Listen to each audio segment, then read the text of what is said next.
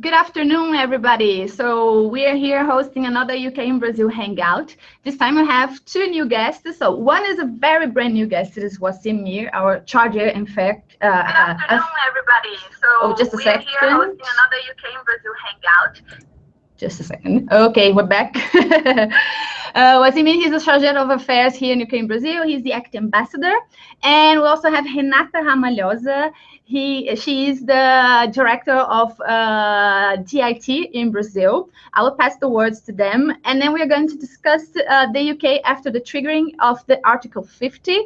And what does it mean for the UK and for Latin America, countries that have business there. Welcome, Wasim. This is your first hangout.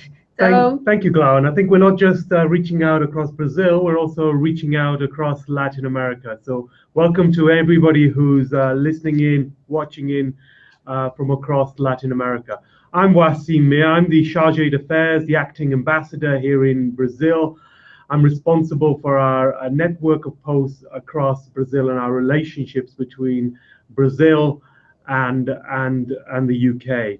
Now, I know for a lot of you, the last year has been a year of uncertainty. It's certainly been a year of a lot of changes here in Brazil, but also it's been a year of changes in the UK. Last year, we held the referendum. The UK population voted to leave the European Union. And earlier this month, the Prime Minister triggered the process for starting to leave the European Union, the process which is called Article 50. Now, the thing I'd like to reinforce to you, and we can discuss it later with questions, is that while the UK is leaving the European Union, I think it's very important for us to be clear that the UK will remain an outward-looking, confident economy. We're still one of the biggest economies in the world. We're still a big player globally. We're a permanent member of the Security Council. You often see our ambassador in New York on the TV. We're a member of the G20. We're a member of the G7, which met earlier this week. And we remain one of the most open economies in the world. The City of London is still the leading global financial center in the world. Our relationships with Latin America are deep and they're long. And we want to build on those relationships to strengthen our connections over the next few years as we go through this process of leaving the European Union. We've already had very positive contacts with governments in Latin America. Here in Brazil, we had the Secretary of State for Trade visiting last December and discussing a possible future trade deal between the UK and Brazil after the UK leaves the European Union. So that's all I've got to say for now. I'm just going to hand over to my colleague, Renata. So Renata, what is the feeling for you? So you're a dealing director with business. So what does it mean? So Article 50 and Brexit and all the discussions that we are having in the last months. Yes, I mean, it has been quite an interesting moment. Obviously, we have teams across Latin America who support Latin American companies to invest in the UK. And part of our work in the Department of International Trade overseas is really to make sure that foreign companies really understand the attractions of the UK as a place to invest. So obviously Brexit and Article 50 bring some more challenges to us, which is something good because, it makes us think what really are the advantages that we really need to push in order to continue to attract this investment.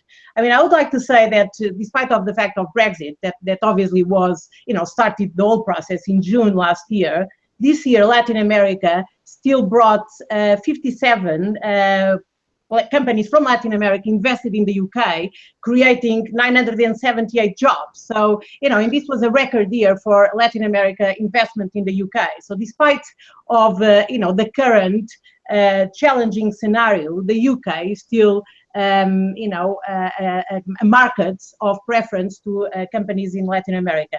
So please do use our team to make sure that we have the right support to come to the UK, which continues to be the best destination for FDI in Europe and the second best in the world. So we still didn't lose the ranking with regard to the best place to invest. Very good. So it's been 3 weeks since the triggering of the Article 50. How do you evaluate this period? So we have more certainty about what's going to happen. What does it mean for other countries? What does it mean for Europe?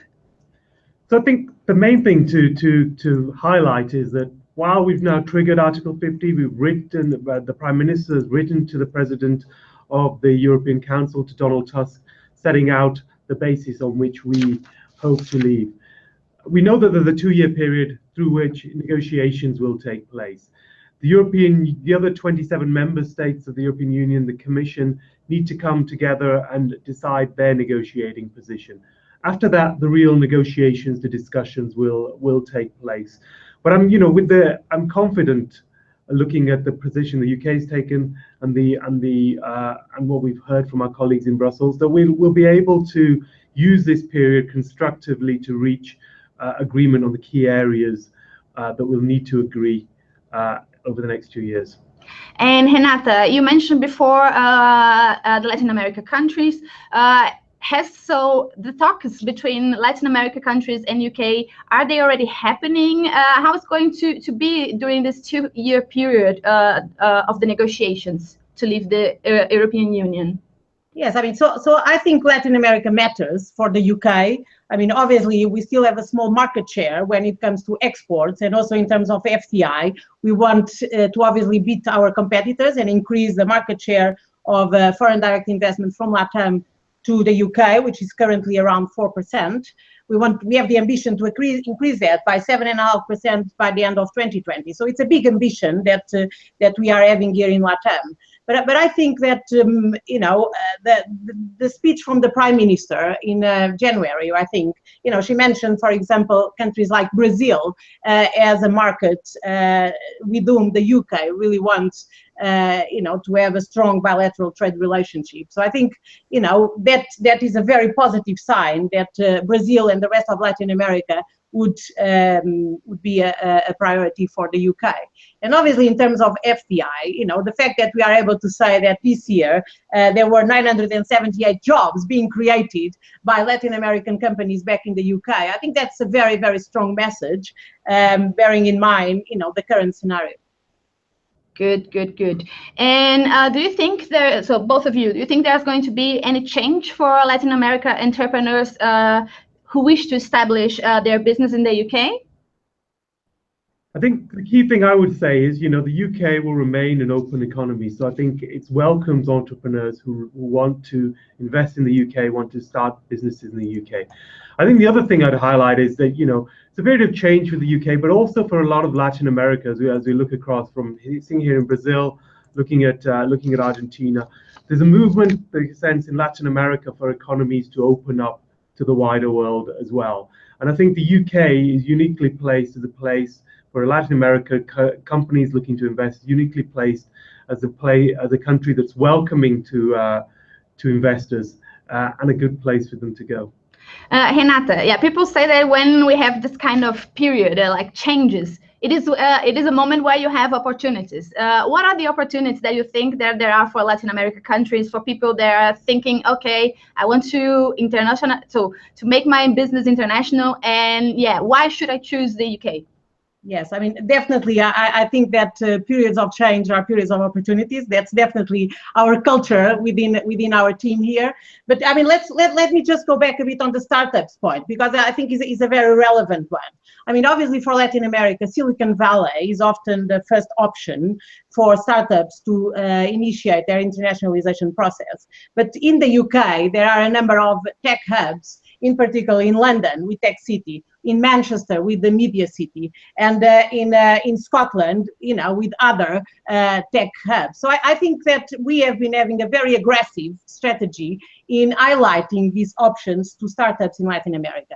And one of the things that we have been doing is working very closely with the Global Entrepreneurs Program, which is a global program sponsored by the British government to support entrepreneurs to come to the UK and really see the UK as their starting base to continue their business, but also, the amount of work we have been doing with the startup games. I mean, you remember well the startup games during the Olympics. I mean, it was like amazing, you know, this moment where we brought all these startups together and we did a game with them, and we kind of chose the one that was the best startup in Brazil to, you know, to be able to be supported to go to the UK. We just did one in Chile and Argentina, which were equally very, very successful events. So I think that in terms of our promotional activity in highlighting the UK as a place for startups has been very, very, very good. So, and we are seeing a really relevant flow of startups, especially from Brazil, but not just. I mean, in Argentina, their first unicorn, which I learned recently that a unicorn means when a company is valued in £1 billion, which I never realized before. I think it was Marconi that taught me about it. But you know, the first unicorn in Argentina just invested in the UK. So that's a sign where you know, the UK is really you know, very attractive to this kind of companies.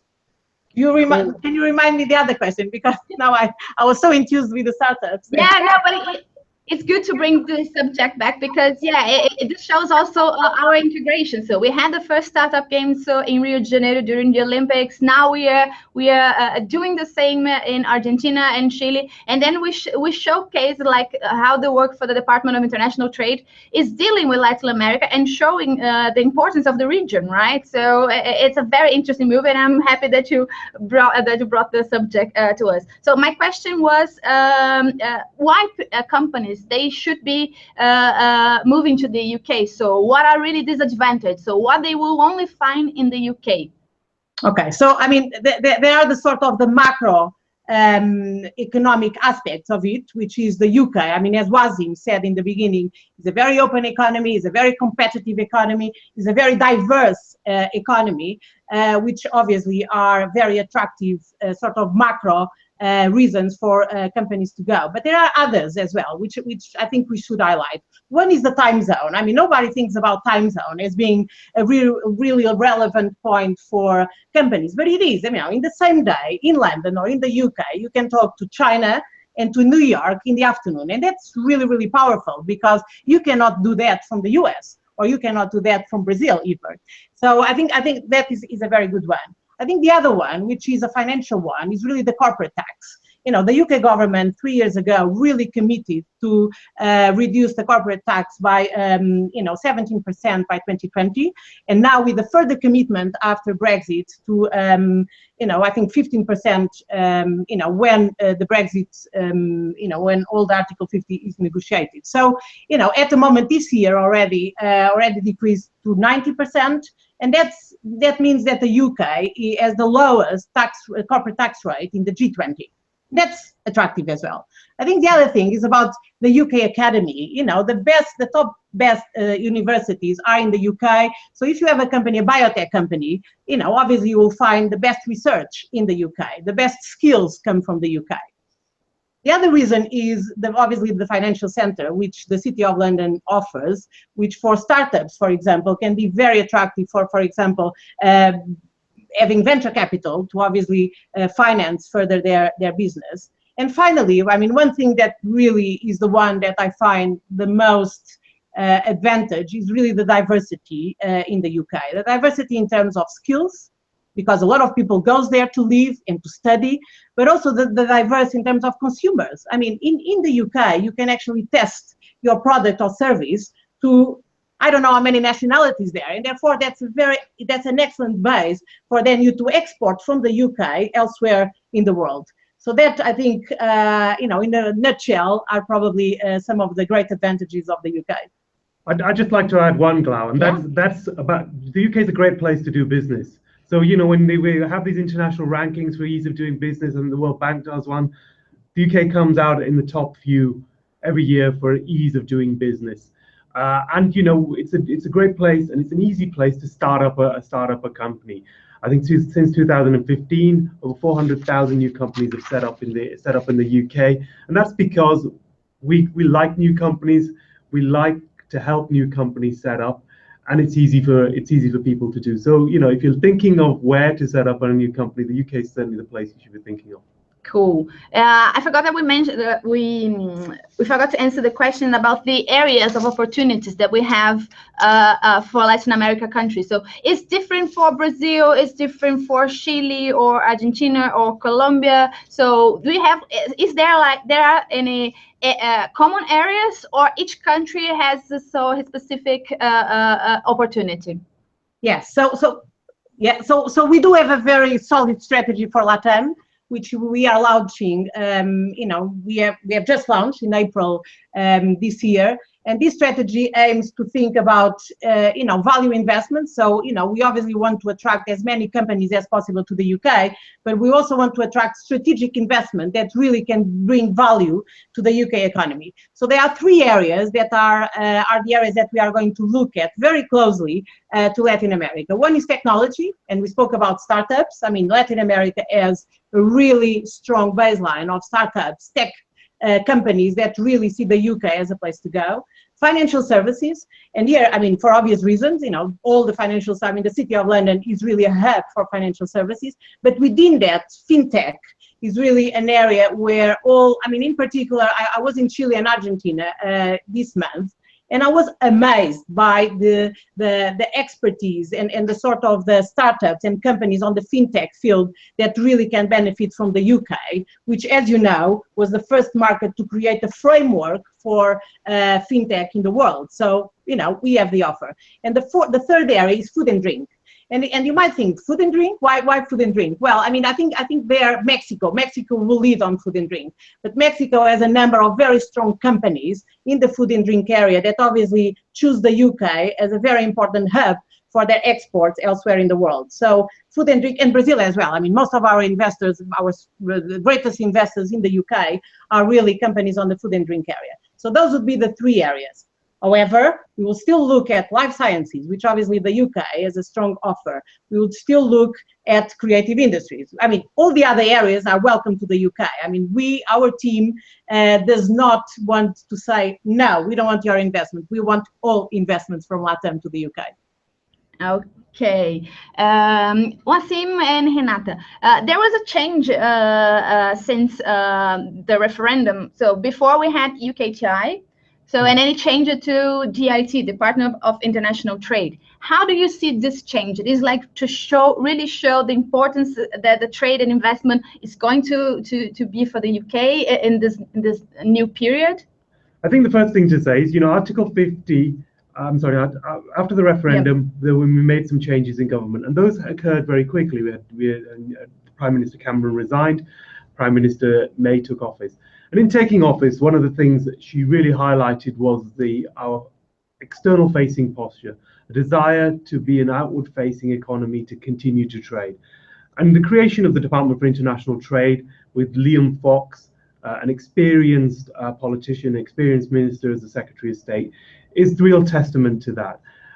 We're bringing together trade policy and the support we provide for inward investment, the support we provide for exports together in one place, in one department. We can really just focus on these issues and these issues alone. So for me, I think it really strengthens the UK's ability to trade and invest externally. In all the changes, it was very transparent, the process. So this is very important if you're doing business and stuff. And Renata, so you are director of DIT here in Brazil. And so you deal a lot with Latin America. And how can DIT specifically help companies or entrepreneurs that are thinking about moving to the UK? Or setting their business in the UK? How can you really help? Okay, so I think the first thing to say is that we do have a strong team here in Brazil that just to say very quickly is considered one of the best performing teams in the world. So have been supporting a significant number of Brazilian companies to go to the UK, which has been amazing. I think the other thing to say is that we are currently creating a new investment structure in some markets in Latin America, in Chile, Argentina, Colombia, and Mexico has just will have a new team as well. So this is a very exciting project. You know, until now, all this work in 3 of the countries were done by an external company, and we are bringing everything in-house to the consulates and to the embassy. And I'm really, you know, delighted that Joanna Krellin, our Director General for Latin America, gave me the, you know, the sort of the challenge to do that together with other colleagues. So having the teams in place, that is really good, because any company in any of these markets who want to invest in the UK can go to the embassy or to the consulate and say, what can I do? And the team has a great package, free of charge and confidential. So no one knows which companies this team is supporting. The other thing to say is that, to give you some sort of confidence there, we are currently supporting 595 Latin American companies in our pipeline willing to go to the UK. So that's quite, you know, a big number. So what we do? So the company comes to us and say, look, I'm really interested in internationalizing. And we say, what about the UK? No, I don't know. You know, the US, you know, there are other markets in Latin America, there are Spain, there are Portugal, you know, why the UK? So the first thing the team does is really supporting the company to develop a strategy, you know, an international strategy. And the team really has the skills to do that, to say, look, if you want to go abroad, what do you need to think? You need to think about the market. You need to think about competition. You need to think about costs. You need to think about legal framework, financial, where to place your company, you know, where is the best hub, you know, who do you need to contact with? And the team, together with another team that is based in the UK, can do that jointly and present a sort of a market plan that will allow the company to better decide where to base their company.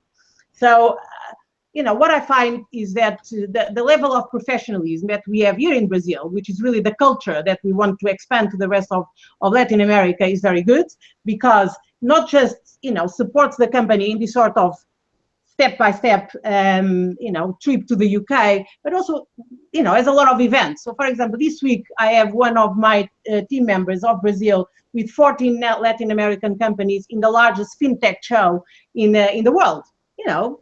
So they go there, they meet with the right people of the fintech, they understand how the framework works, they understand what the challenges are.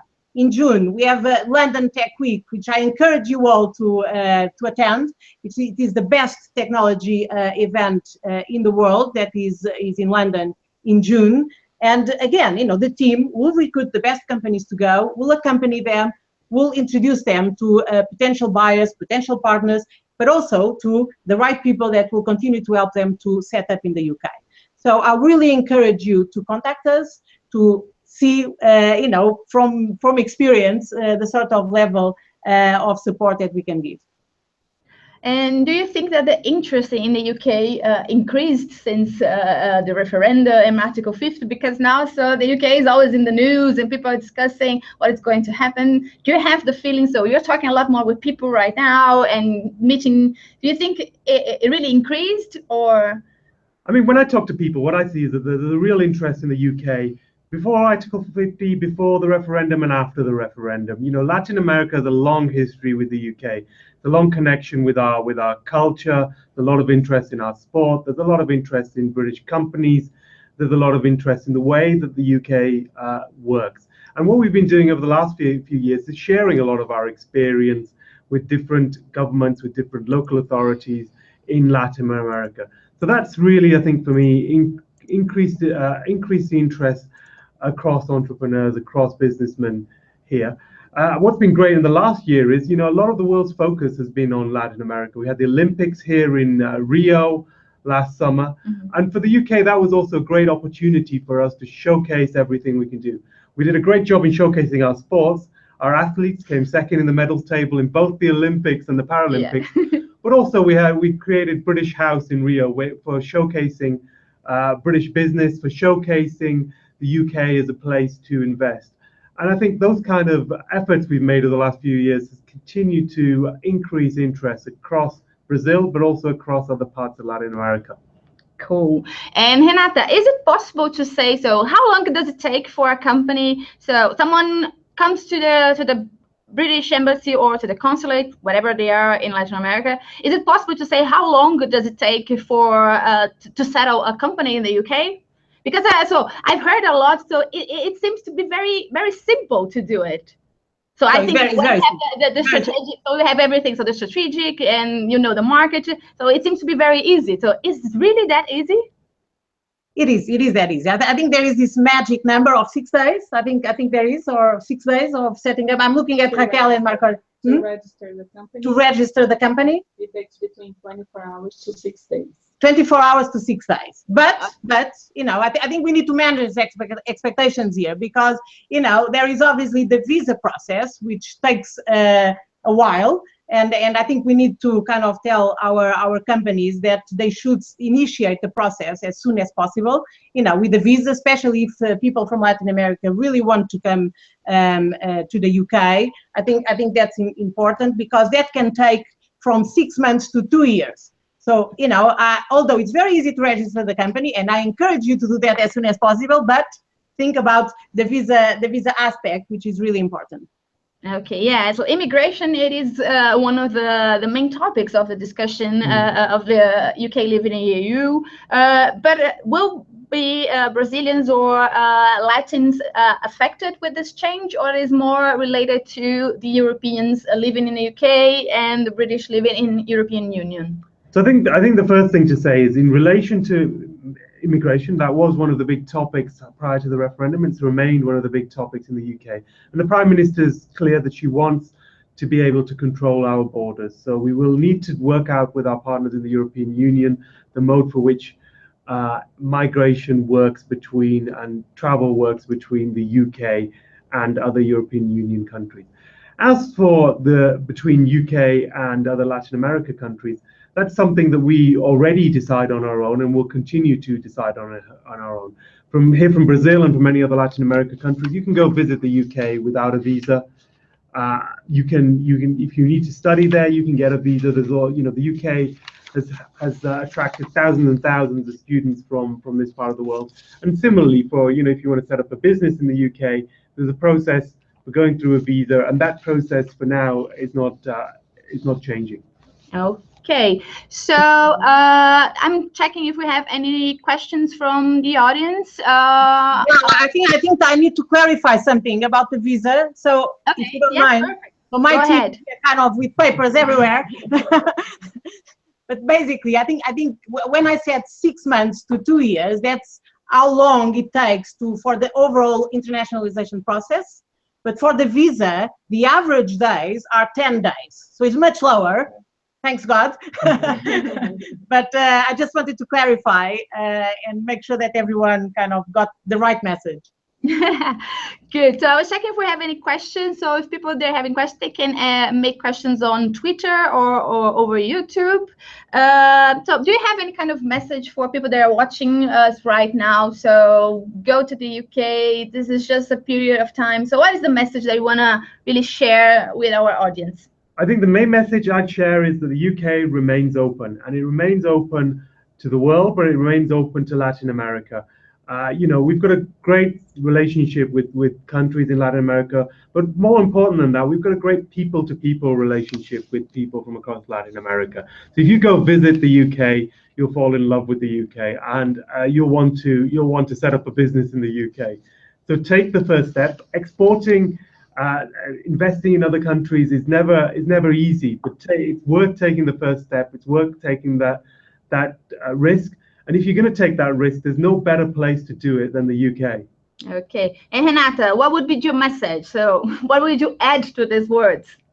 Okay, so I mean, I have been in Brazil for 18 months and recently traveling in some markets in Latin America. And the quality of companies that I've been visiting and interacting with is very, very high. I think the thing that I notice is that the economies are not so internationalized as in other places, such as in Europe, for example. So what I would like to see is more companies from Latin America internationalized. And then the second thing is to choose the UK as their first place to internationalize. And the third thing is to use our team and our teams in Latin America to reduce their risk in doing that, because that's exactly what the government does. We are here to reduce your risk in internationalizing to the UK. Okay. So let me see. I think we have a question. Just a second. Appears something here. No. So I think this is it. I don't know if you want to say something else. My message here. So we're here for you. So if you need any kind of help or if you have any questions, so the team. So either in the British Embassy in Brasilia or any other countries or in consulates, the teams from DIT, they are here to help you. You can get in touch through social media, through email, so LinkedIn, we are everywhere, and you can find us. So it is an exciting time, and yeah, it will be even better for business, right? Yeah, thanks. Get in touch, and if you like the Google Hangout, the YouTube Hangout, do more. Let us know, and we'll do more of them. Yeah. So I'm loving Hangouts lately. Yeah, so thank you very much for your time. Thank you very much for your audience. It was a pleasure to be here talking about this theme again. So we did another hangout after the referendum. And please don't hesitate in getting in touch with us. We are here to help, and we want to take you to the UK. So until next time. Bye. Bye. Bye.